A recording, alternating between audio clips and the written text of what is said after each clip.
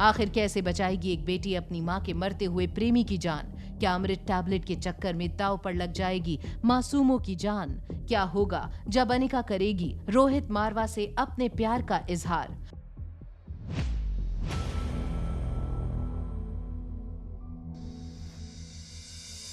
रोहित अनिका को बिना पलक झपकाए देखे जा रहा था। अनिका की आगे की बात सुनने के लिए रोहित बहुत क्यूरियस था। सामने खड़ी अनिका अब भी ये सोच रही थी कि वो रोहित से किस तरह आर्यन की बात करे। रोहित ने अपने मन में सोच कर रखा था कि अनिका उसे जो कुछ भी मांगेगी वो बस उसका जवाब हाँ में देगा। हिम्मत करके अनिका ने अपनी आंखें बंद करके खोली और रोहित से कहा, आई वॉन्ट यू। अनिका के मुंह से ये शब्द सुनते ही रोहित को एक पल के लिए ऐसा लगा जैसे उसके आसपास की सारी दुनिया घूमने लगी थी। रोहित के हमेशा इमोशनल लगने वाले चेहरे पर बिना रोहित को पता लगे स्माइल आने लगी थी। तभी अचानक अनिका की आगे की बात सुनकर रोहित दंग रह गया। I want your son. Miss Anika, क्या कहा अभी अभी आपने? मैंने ठीक से सुना नहीं। कुछ नहीं मिस्टर मारवा, मैं तो बस मजाक कर रही थी। अनिका ने राजलक्ष्मी का फोन उठाया। राजलक्ष्मी ने तेज सांसें लेते हुए कहा, मैडम, मुझे अभी अभी पता चला है कि दिल्ली में कोई आपकी बेटी के बारे में इंक्वायरी कर रहा है। तभी अनिका का ध्यान पीछे खड़े रोहित मारवा के असिस्टेंट चिराग पर गया और फिर अपनी जेब से फोन निकालकर वो रोहित को कुछ दिखाने ही वाला था। तभी अनिका ने राजलक्ष्मी का फोन काटकर हड़बड़ाहट में रोहित को जोर से आवाज लगाई, मिस्टर रोहित, मुझे आपसे कुछ बात करनी है। Miss Anika, is everything all right? क्या हुआ आपको? थैंक यू मिस्टर रोहित, आपने मुश्किल घड़ी में मल्होत्रा फार्मेसी का साथ देने का फैसला किया। वेल, इट्स जस्ट कि मुझे आप बहुत अच्छी लगती हैं। ये कहने के बाद रोहित को खुद की जबान पर भरोसा नहीं हो रहा था कि किस तरह उसके मुंह से ये बात निकल गई थी। अनिका रोहित की ये बात सुनकर यहाँ वहाँ देखने लगी। अनिका को इस बात का डर था कि कहीं रोहित की ये बात आसपास खड़े किसी आदमी ने कहीं सुनी तो नहीं थी। अनिका जी, आई मेंट, मुझे आपकी प्लानिंग, आपकी समझदारी और मेडिकल साइंस में आपको जो इतना नॉलेज है वो बहुत पसंद है। इसलिए मैंने सोचा कि आप पर इन्वेस्ट करना मेरे लिए फायदे का ही सौदा होगा। चिराग ने जब अपना फोन दोबारा स्विच ऑन करने की कोशिश की तब उसे इस बात का एहसास हुआ कि गिरने की वजह से उसके फोन में कुछ प्रॉब्लम हो गई थी, जिसकी वजह से अब चिराग मेहता का फोन स्विच ऑन नहीं हो रहा था। चिराग अपने फोन को लेकर टेंशन में था। तभी वहाँ कल्याण शास्त्री और डॉक्टर शालिनी अनिका से मिलने आए। तुम्हारी माँ स्वाति मेरी बहुत अच्छी दोस्त थी। उसकी मौत की खबर सुनकर मुझे बहुत दुख हुआ। इनफैक्ट ट्रेडिशनल मेडिसिन, आयुर्वेदिक और ट्रेडिशनल मेडिसिन ने अपना एक कीमती हीरा खो दिया है। मैंने सुना है तुम एक बेहतरीन सर्जन हो। मैं जानना चाहता था कि क्या वाकई तुम्हें ट्रेडिशनल और आयुर्वेदिक मेडिसिन में इंटरेस्ट है? तुम्हारे लिए आज सचमुच एक बहुत खुशी का दिन है। मेरे गुरु मिस्टर कल्याण शास्त्री तुम्हें अपना शिष्य बनाने के लिए तैयार हैं।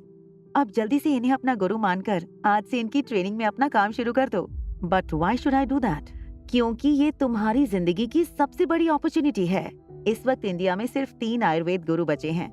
एक मेरे गुरु डॉक्टर कल्याण शास्त्री, दूसरे राम प्रसाद यादव और डॉक्टर संदीप अय्यर। इन तीनों ने आयुर्वेद के महागुरु डॉक्टर वांगा पट्टू से अपनी एजुकेशन ली थी। मिस्टर कल्याण शास्त्री, बड़े सालों बाद मैंने डॉक्टर वांगा पट्टू का नाम सुना है। आप कह सकते हो कि किसी जमाने में मैं बहुत बड़ा फैन था उनका। लेकिन जहाँ तक मेरी जानकारी है, डॉक्टर वांगा पट्टू ने कभी किसी को अपना शिष्य नहीं बनाया था। आप सही कह रहे हैं, मगर मैं उन खुशकिस्मत लोगों में से हूँ जिन्हें ये अवसर मिला है कि वो डॉक्टर वांगा पट्टू के स्टूडेंट ना होकर भी उनके अंडर ट्रेन हो सकें। आप आज की भाषा में कह सकते हैं कि मैं उनका अनऑफिशियल स्टूडेंट था। नॉलेज तो नॉलेज है, और मैं चाहता हूँ कि उनसे प्राप्त हुआ ज्ञान मैं अपने तक सीमित न रखूं और आने वाली पीढ़ी के होनहार बच्चों को आयुर्वेद के इस अद्भुत विज्ञान से रूबरू करूं, जैसे डॉक्टर शालिनी। और अब आपके सामने खड़ी है डॉक्टर अनिका। अनिका, कांग्रेचुलेशन। अब आज से तुम डॉक्टर कल्याण शास्त्री को अपना गुरु मान लो और कल उनकी ऑफिस में जाकर अपनी ट्रेनिंग शुरू कर देना। Thank you for your offer, but मेरे पास ना तो आपको देने के लिए टाइम है और ना ही आपसे सीखने में मुझे कोई दिलचस्पी है। Thank you very much. तुम्हें पता नहीं है कि आज तुमने अपनी जिंदगी का सबसे बेहतरीन मौका अपने हाथों से खो दिया है। गुरुजी का स्टूडेंट बनने का मतलब क्या है, ये तुम्हें बहुत जल्द पता चल जाएगा। मगर तब शायद ये ऑफर दोबारा चलकर तुम्हारे पास ना आए। All the best for your bright future. ये कहकर डॉक्टर शालिनी कल्याण शास्त्री को लेकर वहां से चली गई। अभी अनिका डॉक्टर शालिनी की बात को समझने की कोशिश कर रही थी, तभी पीछे से आकाश गुलेरिया दौड़ता हुआ कल्याण शास्त्री के पास आया। मिस्टर शास्त्री, आपको अभी मेरे साथ चलना होगा। It's an emergency. मेरे चाचा करण गुलेरिया बहुत ही सीरियस हैं। उनकी सांसें किसी भी वक्त बंद हो सकती हैं। आपको इसी वक्त मेरे साथ चलना होगा। करण गुलेरिया को बचाने के लिए कल्याण शास्त्री, डॉक्टर शालिनी, आकाश गुलेरिया के साथ कॉन्फ्रेंस हॉल से बाहर निकल गए। मगर अनिका चाहकर भी करण गुलेरिया की मदद नहीं कर सकती थी, क्योंकि वो जानती थी कि करण गुलेरिया मल्होत्रा फार्मेसी से मिली किसी भी मदद के सहारे अपनी जान नहीं बचाना चाहते थे। किशन मामा, अंजलि मामी और शीला मासी अनिका के पास गए। अनिका बेटा, I think we should do something. हम करण गुलेरिया को किसी तरह से बचा नहीं सकते। अंजलि मामी, इसमें हम क्या कर सकते हैं? हर इंसान अपनी किस्मत लेकर आता है। करण गुलेरिया की किस्मत में अगर जिंदगी लिखी है तो उन्हें कोई नहीं मार सकता, और अगर मौत लिखी है तो उन्हें कोई नहीं बचा सकता। कॉन्फ्रेंस में अब हर कोई मल्होत्रा परिवार को फिर से पुरानी इज्जत और शान के साथ देखने लगा था। कुछ लोग आकर किशन मामा को कांग्रेचुलेशन कह रहे थे। सबको बाय कहते हुए किशन मामा, अंजलि मामी, शीला मासी और अनिका कॉन्फ्रेंस हॉल से बाहर निकल गए। चिराग, तुम कुछ देर पहले अपने फोन में मुझे कुछ दिखाने वाले थे। क्या तुम्हें अनिका की बेटी के बारे में कोई इन्फॉर्मेशन मिली है? सॉरी सर, मुझे लगता है जमीन पर गिरने की वजह से मेरे फोन में कोई डैमेज हो गया है। कब से ट्राई कर रहा हूँ मगर ये ऑन ही नहीं हो रहा है।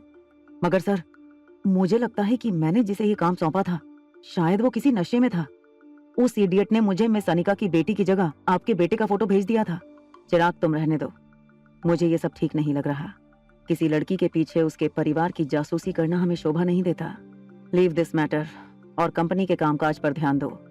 आज हमने मल्होत्रा परिवार के साथ जो डील की है, फौरन उसकी कॉन्ट्रैक्ट कॉपी बनवाओ और मिस्टर किशन मल्होत्रा को भेज दो। ये कहते हुए रोहित कॉन्फ्रेंस हॉल से निकलने लगा। मल्होत्रा हाउस पहुंचकर अंजलि मामी और किशन मामा हॉल के सोफे पर बैठकर चैन की सांस लेने लगे। किशन मामा के फोन पर श्वेता का फोन आया।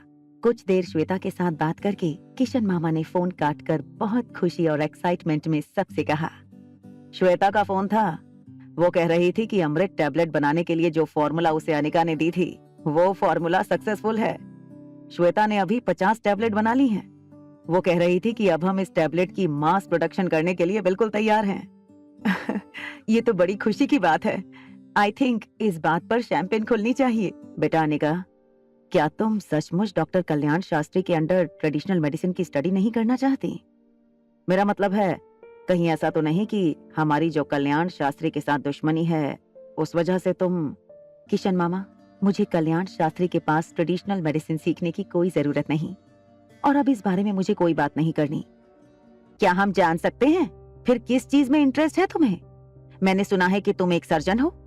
क्या तुम्हारे पास मेडिकल लाइसेंस है? किस कॉलेज से ग्रेजुएशन की है तुमने? किस हॉस्पिटल में काम करती हो तुम? क्या तुम एक स्पेशलाइज्ड डॉक्टर हो या एक जनरल फिजिशियन?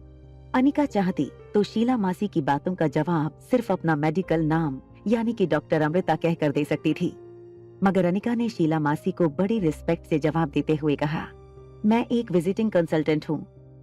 विजिटिंग कंसल्टेंट हो तो महीने में कितने ऑपरेशंस कर लेती हो? तुम अभी इतनी यंग हो तो थोड़े साल किसी हॉस्पिटल में ट्रेनिंग क्यों नहीं ले लेती? बस करो शीला, अब मेहरबानी करके फिर से बेचारी बच्ची को परेशान मत करना। चलो ठीक है, मान लेती हूँ मैं तुम लोगों की बात। तुम लोग यही चाहते हो ना कि मैं स्वाति से माफी मांगू? तो ठीक है, मैं आप सबके सामने स्वाति से माफी मांगती हूँ। मैंने जो कुछ भी स्वाति के बारे में कहा वो मुझे नहीं कहना चाहिए था, मगर अनिका की मासी होने के नाते मैं जरूर कुछ कहना चाहूंगी।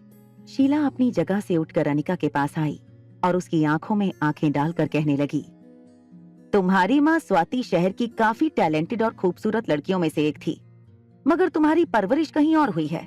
अगर तुम्हारी वजह से स्वाति की या फिर हमारे खानदान पर कोई भी आंच आई तो मैं ये बिल्कुल बर्दाश्त नहीं करूंगी। बस भी करो शीला, बहुत हो गया।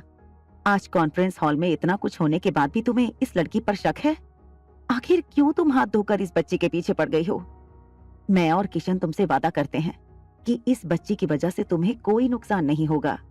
लिविंग रूम में पूरा गुलेरिया परिवार बड़ी ही टेंशन में थे।